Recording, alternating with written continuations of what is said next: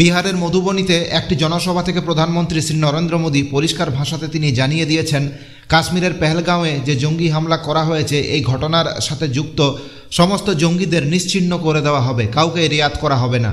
এখানে লক্ষ্য করার মতো ঘটনা হলো, মোদিজি সাধারণত হিন্দিতে ভাষণ দেন, হঠাৎ করে তিনি কেন ইংরেজিতে ভাষণ দিতে গেলেন? এটাই লক্ষ টাকার প্রশ্ন।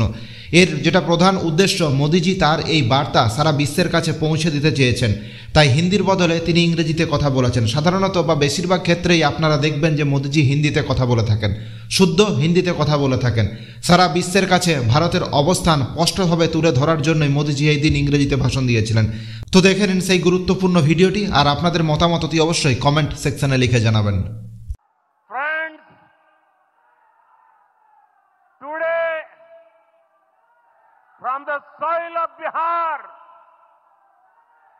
I say to the whole world, India will identify, track and punish every terrorist and their backers.